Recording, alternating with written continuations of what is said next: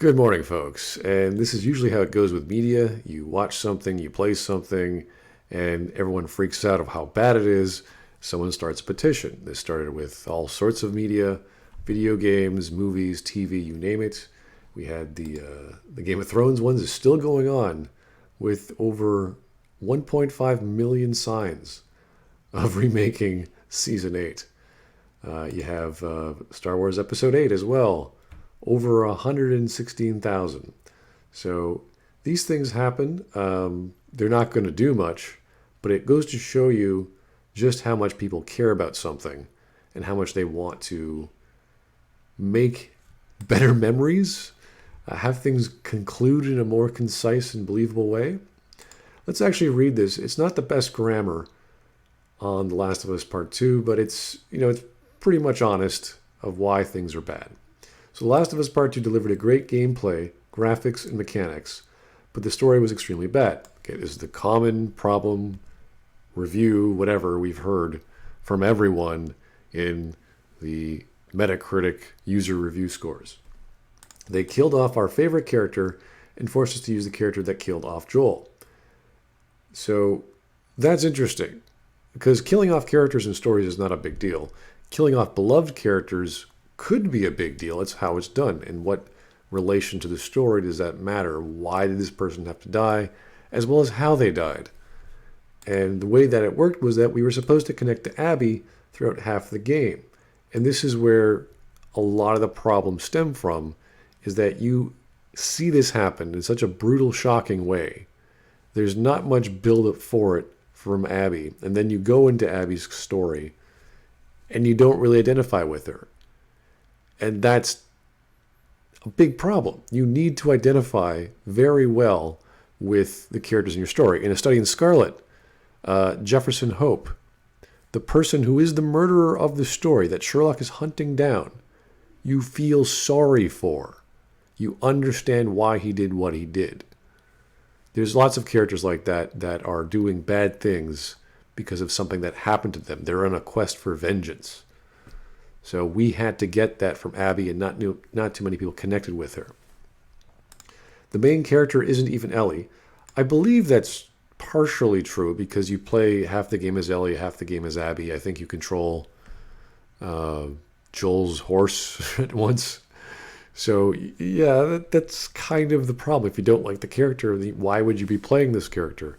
So compare that to Breath of Fire 4, where you play as the villain or before he becomes the villain. This whole setup. So you learn about the character. You go on a quest with the character, very much like a protagonist. We want Naughty Dog to remake the game with the scenes they provided at every trailer with Joel and not model swap him from flashbacks. So this is another big point, which are the marketing lies I've been pointing out and people have been telling me about on my channel. Marketing is usually a bunch of lies anyway, but there's a certain way to do it without actually changing the scenes within the game. You shouldn't be able to do that and get away with it. That doesn't seem very fair. There was nothing wrong with them using actual scenes in the game and just editing them together to make them attractive. That would have been fine. And then you're led to believe, what is this game about? Then you could actually have real, honest scenes that you could deduce or induce, whatever direction you want to go, on what is actually going to be in the game. That's a little bit more honest when it comes to marketing. And they had to play all these tricks with model swaps and do cuts where it's not this character, it's talking to you. The last ones, the formers or the latter is a little better. The former is not, because you're actually showing scenes that aren't in the game. There are flashbacks with different models. We need a remake for this game because this was a massive disrespect for every fan that waited 7 years for the sequel. And we need to get what we deserved, and it was not this game. So a lot of this request definitely won't be heard of. Remaking an entire game sounds a little impossible. The best thing they could do is probably just change the ending, or at least have the plot make sense. For example, where was it? We got, this was apparently a confirmed victory. Not sure how happy it made people. But DLC that changed the ending to Mass Effect 3. And that did happen within, I think, a month and a bit from BioWare. Everyone got the extended cut, and to some acclaim, I guess. Were they bending the knee to the fans? Were they just doubling down? They were just doubling down, essentially.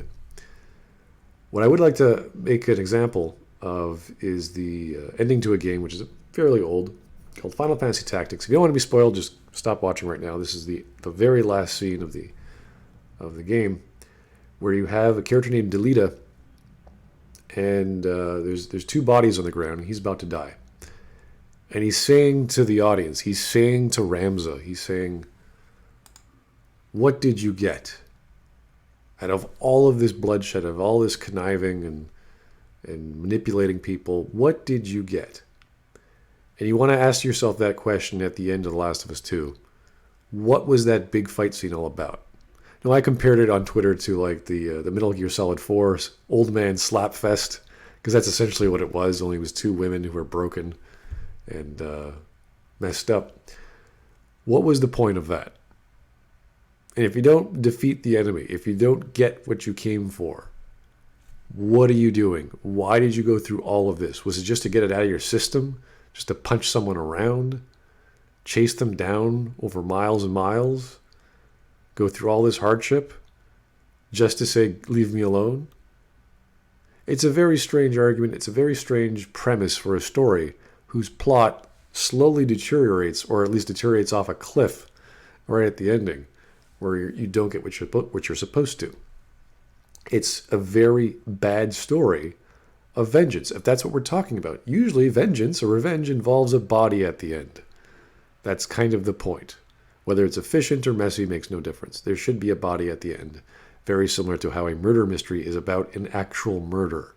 You can't just cheat people out of it not getting a dead body. The same with death. The same with a murder mystery. With any sort of revenge story, you gotta have something be paid. Maybe not in full, maybe not the way you expected, maybe in some Pyrrhic victory, but there must be a body at the end. This is kind of a rule when you have these kinds of stories. If you don't give the people what they came for, or what they discovered was now the plot, you're going to piss off a lot of people. So there's lots of blame to go around. So the best thing I could see, if there's going to be any change, not along the lines of a DLC, but an update that either gives you the choice of actually killing Abby, or at least fixes the plot so that it's more concise to what Ellie's trying to do. And that can work.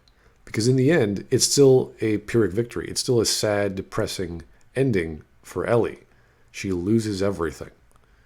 She lets go of hopefully she lets go of her past with Joel.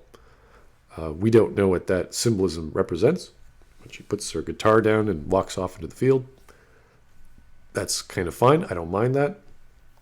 But if she doesn't get what she wants, we don't know what's going through her head. And if we don't have that information, it's a giant waste of time. It's a bunch of people walking around, punching each other and killing each other, and we have no reason to understand why they're doing it. So anyway, if you want to sign the petition, go right ahead. Have yourself a great day. And keep playing the fun games, guys. Like Final Fantasy Tactics.